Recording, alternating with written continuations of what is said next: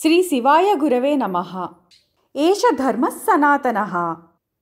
విశ్వజ్ఞాన కోసం దివ్య సంకేతాలకి అనుభూతులకి మూలం ఆధ్యాత్మిక దూర విద్యా విజ్ఞానం ఋతుంభర ప్రజ్ఞ. ఋతుంభర ప్రజ్ఞ అంటే అన్ని చోట్ల విశ్వమంతా వ్యాపించిన చైతన్యం. ఎక్కడైనా ఉండి ఎక్కడి నుంచైనా మాట్లాడగల అతీత పరబ్రహ్మని సృష్టితో అనుసంధానం చేసే ప్రక్రియ ఋతంభర. దేవతల, మహర్షుల, సాధకుల, మానవుల, జంతువుల, మిగిలిన జీవరాశుల, నిర్జీవరాశుల చైతన్యమంతా ఇమిడి ఉండి వాటిని నిర్దేశించే ఒక దివ్యశక్తి జాలం ఋతంభర. ఋతంభర ప్రజ్ఞ ఎంతో శక్తివంతమైన విద్య. ఈ విద్య చాలా అరుదైనది. ఈ విద్య కలిగిన వారు ప్రపంచంలో అతి కొద్ది మందే ఉంటారు. ఈ ఋతుంభర ప్రజ్ఞ కేంద్రీకరించబడి ఒక్కో వ్యక్తిలో స్థిరమైతే ఆ వ్యక్తి గురువుతోనూ దేవతా శక్తితోనూ అనుసంధానం అవుతాడు. ఆ సాధకుడికి భ్రూమధ్యం అంటే మూడో నేత్రం ఉండే చోట సృష్టి సంకేతాలు వస్తూ పోతూ ప్రయాణించడం ప్రారంభిస్తాయి. ఆ సాధకుడు భూత, భవిష్యత్, వర్తమాన కాలాతీతంగా విషయాలను దర్శించగలుగుతారు, అలాగే వినగలుగుతారు. ఏదైనా వీరు తెలుసుకోగలుగుతారు. ఆజ్ఞాచక్రం తెరుచుకొని అంతర్ముఖమైన జ్ఞానచక్షువులు విచ్చుకొని తానున్న చిన్న నేను అనే వృత్తం నుంచి బయటకి వచ్చి తన దైనందిన సాధారణ జీవన పరిధి నుంచి బయటకి వచ్చి విశ్వవ్యాపక శక్తిని అనుభూతి చెందుతూ అప్పుడప్పుడు ఆ మహాదివ్యకాంతులను అనుభవాన్ని పొందుతూ మళ్ళీ మామూలు పరిధిలోకి వస్తూ ఉంటాడు ఆ సాధకుడు. అతి మామూలు మాటల్లో ఇది ఒక పైలట్ దినచర్యలా ఉంటుంది. కొంతసేపు ఆకాశ విహారం, ఎగరనప్పుడు ఇహలోక విహారం. ఇంత అద్భుతమైన ఋతుంభర శక్తి ఏ ప్రత్యేక వ్యక్తులకో కేటాయించినది కాదు. ఇది సృష్టిలో ప్రతి జీవికి సొంతం. వారి వారి సాధనా స్థాయిని బట్టి వారు ఈ శక్తిని ఉపయోగించుకోగలుగుతారు. అలాగే ఈ శక్తిని వారి సాధనా స్థాయిని బట్టి పెంచుకోగలుగుతారు. ఉదాహరణకి యోగులు కళ్ళు మూసుకొని ఏదైనా చూడాలి అని అనుకున్నప్పుడు ఆ దర్శనాన్ని అందించే ప్రజ్ఞ ఋతుంభర. అయితే మామూలు మానవులు కూడా వారు చేసే సాధనని బట్టి ఈ శక్తిని పెంచుకోగలుగుతారు. ఎంత ఎక్కువ సాధన చేస్తే వీరికి ఆ శక్తి అంత ఎక్కువగా లభిస్తుంది. మనము మామూలు జీవితాల్లో ఎలా వాడతామో తెలుసుకుందాము. ఉదాహరణకి తల్లికి ఎక్కడో ఉన్న తన పిల్లలు ఏడుస్తుంటే తెలిసిపోతుంది. ఇదే ఋతంభర ప్రజ్ఞ. దీనిని గమనించి సాధనా స్థాయిని పెంచుకుంటే మనం కూడా ఋతంభర శక్తిని ఉపయోగించుకోవచ్చు.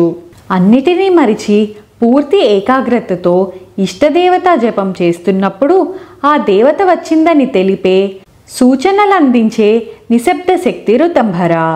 మానవ శరీరంలో నరనరము, చర్మము, అణువణువు ఏకమై ఒక మనిషిగా ఉండి ఎక్కడో కాలిగోటికి దెబ్బ తగిలితే తలదాకా అంటే మెదడుకి నొప్పి తెలిసేలా ఎలా ఏకత్వం ఉందో అలాగే సృష్టి అంతటా వ్యాపిస్తూ ఉండే తెలివి ఋతంభర.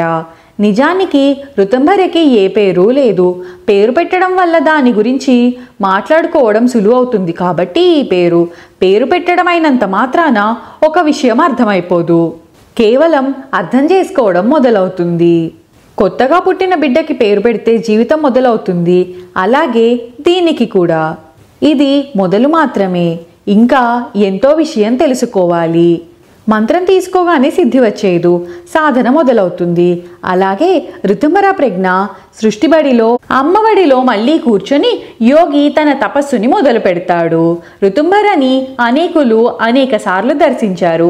ఒక్కో కోణంలో నుంచి ఒక్కోలా పిలిచారు దీనిని. అన్నీ కలిపిన ఆ ఋతుంభర పూర్తి కాదు. దివ్య దృష్టి అంటే ఏమిటి? ప్రకృతి మాట్లాడడం అంటే ఏమిటి? అన్నీ కలిసిన ఆ దివ్యశక్తిని ఎలా చెప్పలేమో అలాగే ఋతుంభరని మనం చెప్పలేము. కొంతమంది ఋతుంభరని ఆకాశిక్ రికార్డ్స్ అని అంటారు. కొందరు కేవలం ఇదొక దివ్య దృష్టి అని అంటారు. కొన్నిసార్లు మనం మన గోల తగ్గించుకొని తపోతలంలో వింటే వినిపించే సంగీతమే ఋతంభర. ఇది ఎలా సాధ్యపడుతుంది అంటే మన చలనాన్ని తగ్గించుకొని సృష్టి చలనాన్ని అర్థం చేసుకోవడం మొదలు పెడితే మనకి అవగాహన కలుగుతుంది. ఈ పని చెయ్యొద్దు, ఇది చెయ్యి అని మంచి మార్గంలో నడిపిస్తూ మనలో నుంచి మాట్లాడే దక్షిణామూర్తే ఋతుంభర. అసలు మనం ఇంత విషయం తెలుసుకుందాం, కానీ ఋతుంభర అన్న పదాన్ని ఋతుంభర ప్రజ్ఞకి ఎందుకు పెట్టారో తెలుసుకుందాము. ప్రతి పదానికి ఒక అర్థం ఉంటుంది, అది మనకు అర్థమయ్యే అర్థం. ఈ అర్థం వెనకాల ఇంకొక అర్థం దాగి ఉంటుంది, అదే ఆ పదం యొక్క మూలతత్వం. ఆంగ్లంలో ఋతుంభర అనేది రిథం అని అంటారు. ఈ రిథంకి సంబంధించిందే ఋతుంభర. అంటే సృష్టిలో జరిగే ప్రతిదానికి మూలం ఋతుంభర. రిథం అనేది వైబ్రేషన్ని సూచిస్తుంది, అది తరంగాలని సృష్టిస్తుంది. అవి ప్రయాణించి మన చెవిని చేరితే, అవి మన వినికిడి పరిధిలో పడితే మన చెవులు విని మెదడు అర్థం చేసుకొని చెబుతుంది మనకి. ఇదే రిథం అంటే ఋతుంభర. ఇవి విద్యుదయస్కాంత తరంగాలైతే కాంతి అంటున్నాము, చూస్తున్నాము. అంటే మనం చూసినా విన్నా అన్నీ తరంగాలే, అన్నీ రిథం జనితాలే. మనసుతో ఆలోచించి మెదడుతో దానికి రూపాన్ని, భాషని ఇచ్చి ఇంకొకళ్ళ మెదడుకి శబ్ద తరంగాలుగా పంపుతున్నాం మనం. ఈ పనంతా మెదడు నుంచి మెదడుకి లాజికల్గా జరుగుతుంది. ఇది ఆలోచనల మార్పిడి. ఇందులో విచిత్రం ఏమిటంటే ఋతుంభర మనసు మాట్లాడే ప్రక్రియ. మనసుతో వినాలి, మనసు ఇంద్రియంగా ఆలోచనలని ప్రాసెస్ చేయాలన్నమాట. బుద్ధి వేరు, మనస్సు వేరు. ఋతుంభర వినాలంటే మనస్సు పూర్ణత్వం చెంది ఉండాలి, భౌతికమైన హృదయం కాదు. మనస్సుకి చేరే ఈ ప్రకంపనాలు మన మూలతత్వమైన సృష్టికర్తతో అనుసంధానంలో ఉంటాయి. ఇవి హృదయస్థానమైన అనాహత చక్రానికి చెందినవిగా మనం చెప్పుకోవచ్చు. మనస్సు పూర్ణత్వాన్ని చెందే కొద్దీ సాధకుడి ఋతుంభర ఉన్నత స్థితిని చేరి శబ్దం అక్షరాలుగా మారే విశుద్ధిని దాటి మహాజ్ఞాన త్రిపురము అంటే మహాకాళేశ్వర స్థానము, అతీంద్రియ శక్తికి ఉన్నత సోపానము అయిన ఆజ్ఞాచక్రాన్ని చేరి అక్కడి నుంచి సంకేతాలు పంపడం, తెలుసుకోవడం చేయగలుగుతాడు సాధకుడు.